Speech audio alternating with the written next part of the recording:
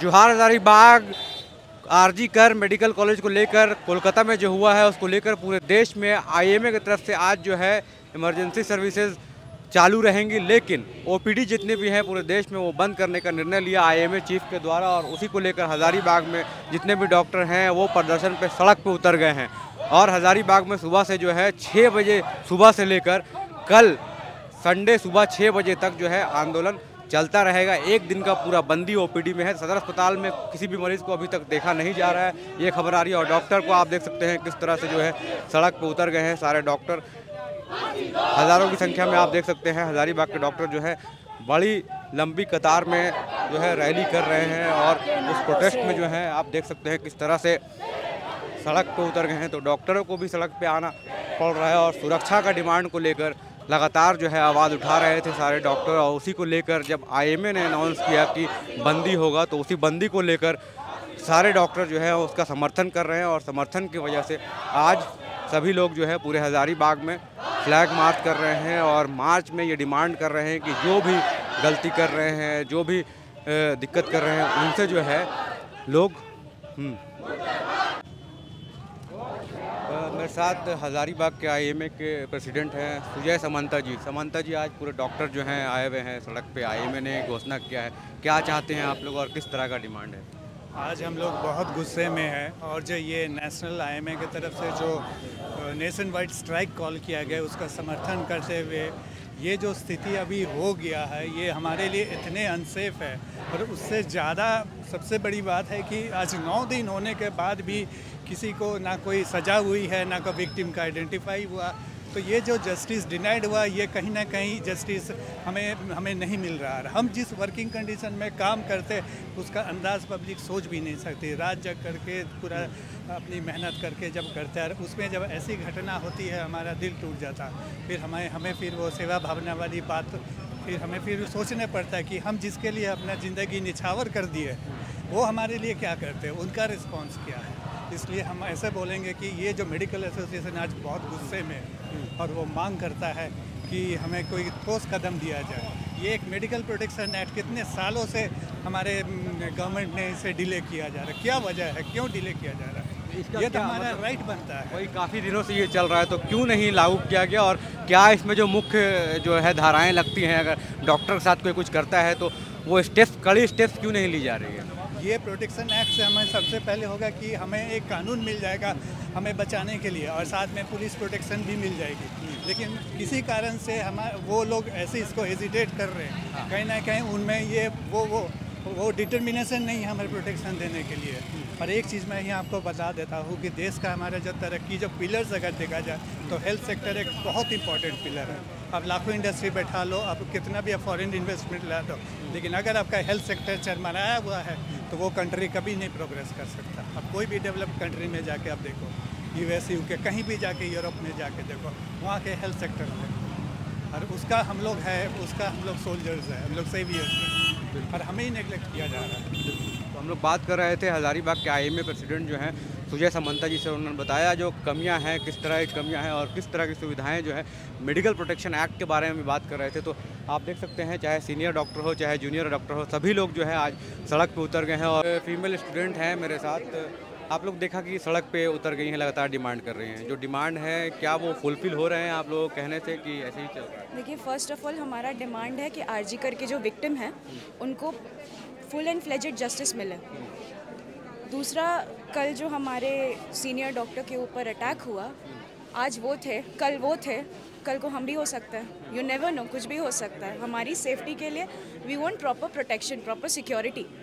तीसरा चीज़, central health care protection act का इम्प्लीमेंटेशन होना चाहिए by the government as soon as possible. हमारा बेसिक मांग यही है कि हमें ड्यूटी पे, हमारे वर्क प्लेस पे तो कम से कम हम सेफ फील करें। अब बाहर तो है ही, खैर हमारे वर्क प्लेस पे हम सेफ फील करें, हम बस यही चाहते हैं। हमारी इतनी ही मांग है। जो बेसिक फैसिलिटीज़ है वो क्या होना चाहिए आपके कॉलेज से यहाँ आने तक? जो बेसिक फैसिलिटीज़ है जो ड्यूटी आवर में वो क्या होना चाहिए? क्या बेसिक मतलब होना चाहिए जो एक मिनिमम रिक्वायरमेंट हो जो आप लोग डिमांड कर रहे हैं वो भी नहीं शायद मिल पा रहा है? मिलने को तो बात हुई है हमारी, पेट्रोलिंग कार का बोला गया है, पीसीआर वैन दिया जाएगा हम लोगों को ड्यूरिंग ड्यूटी। आज कॉल आप भी जानते हैं, सबको ही जानता है, सदर हॉस्पिटल में ही कोलैबोरेशन के साथ शेख भिखारी मेडिकल कॉलेज का हॉस्पिटल चलता है और यहाँ का हॉस्टल काफ़ी दूर है।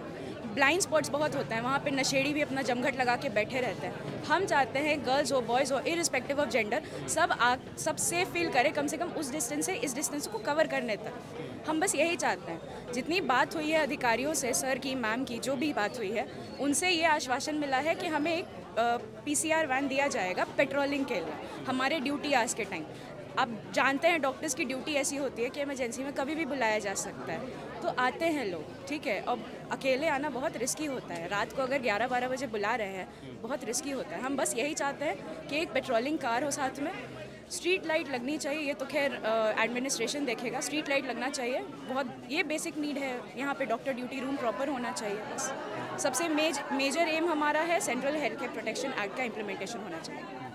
मेडिकल प्रोटेक्शन एक्ट को लेकर जो है लगातार बातें चल रही थी, वो लागू नहीं हुआ है। उसको लागू करने का डिमांड जो है आईएमए भी लगातार कर रही है, सभी डॉक्टर भी बोल रहे हैं। और जो बेसिक नीड्स है कि जो हॉस्पिटल से, कॉलेज से जो हॉस्पिटल आते हैं, चाहे वो महिला डॉक्टर हो चाहे वो पुरुष डॉक्टर हो, इलाज करने के लिए आते हैं तो किसी भी टाइम में आते हैं, तो उस टाइम जो है सुरक्षा इनको दिया जाए। और उस सुरक्षा के लिए सुपरिटेंडेंट से हमने बात किया तो उन्होंने कहा कि ये सुरक्षा जो है बहुत जल्द मुहैया कराई जा रही है और लगभग 2 दिन पहले से लागू कर दिया गया है।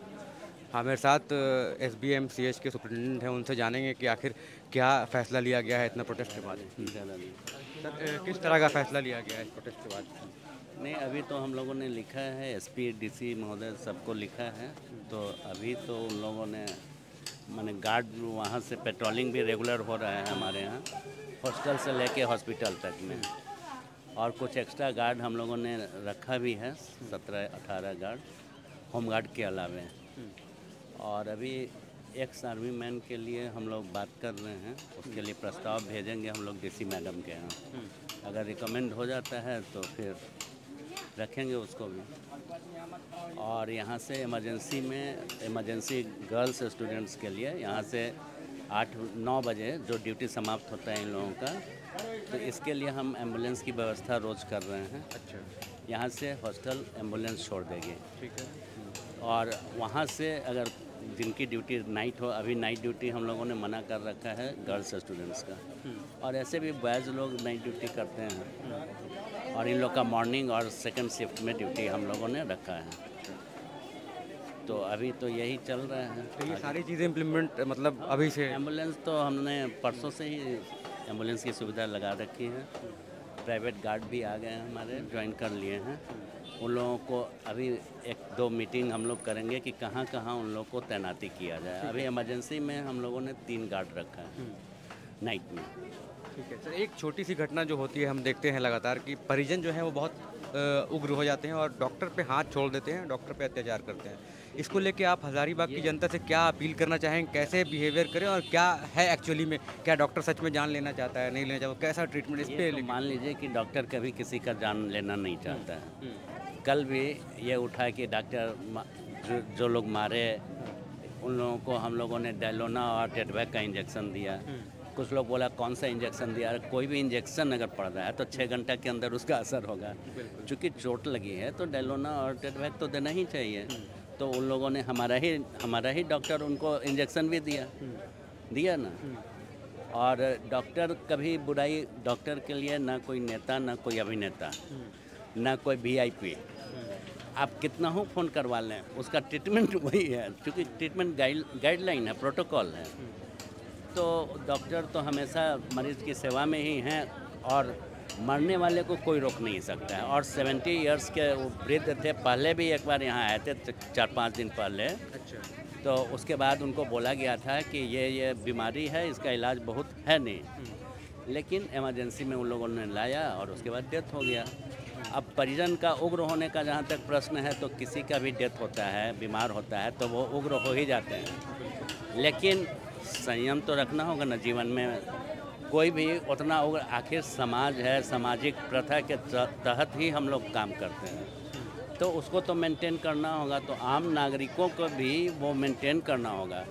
चूँकि पहले ये सदर अस्पताल था, बहुत सारे चीज़ यहाँ नहीं होते थे। अब यहाँ बहुत सारा चीज़ होने लगा है। जैसे ऑर्थो में हमारे यहाँ बहुत सारे चीज़ होते हैं, एवं नी रिप्लेसमेंट, हिप रिप्लेसमेंट सभी होते हैं। वायर लगता है, के वायर, ये सब लगता है फ्रैक्चर में। डिलीवरी हमारे यहाँ पर डे 20 है। मेडिसिन में एकदम फ्लोर पे पेशेंट्स हैं। अब अगर मान लीजिए यहाँ ट्रीटमेंट नहीं होता है तो आखिर फ्लोर पे पेशेंट लेटे हुए क्यों हैं? कुछ ट्रीटमेंट होके यहाँ से जा रहे हैं अच्छे होके, तभी तो ये है। तो अपील यही है परिजनों से कि कृपया शांति बनाए रखें और डॉक्टर का जो एडवाइस है वो पालन करें। बहुत बहुत यही मेन है। Thank you. तो इस तरह से देखा हमने किस तरह से अस्पताल के जो सुप्रिटेंडेंट हैं उन्होंने बताया कि जो सुविधाओं की मांग कर रहे थे यहाँ के डॉक्टर, उन सुविधाओं को 2 दिन पहले से ही लागू कर दिया गया है। और हज़ारीबाग की जनता से अपील कर रहे थे कि जो ऐसी घटनाएं घटती हैं उन पर उग्र ना हो। और आज का आईएमए के जो प्रेसिडेंट है सुजय सामंतो, उन्होंने बताया कि क्यों जो पूरा देश में प्रोटेस्ट चल रहा है। कोलकाता में जो घटना हुआ उसको लेकर पूरा देश के डॉक्टर जो हैं ओपीडी सेवाएँ बाधित है और इमरजेंसी तो चल ही रही है। डॉक्टर हैं तो वो इलाज करेंगे, जैसा बताया था सुप्रिटेंडेंट। और आज जो माहौल है, हज़ारीबाग के लगभग सभी डॉक्टर सदर अस्पताल में जुड़े हैं। एक फ्लैग मार्च हुआ पूरे शहर में, उसके बाद फिर यहाँ इमरजेंसी वार्ड पे, इमरजेंसी डिपार्टमेंट में आके सब लोग यहाँ पे धरना देके अपनी डिमांडों को साथ में रख रहे हैं।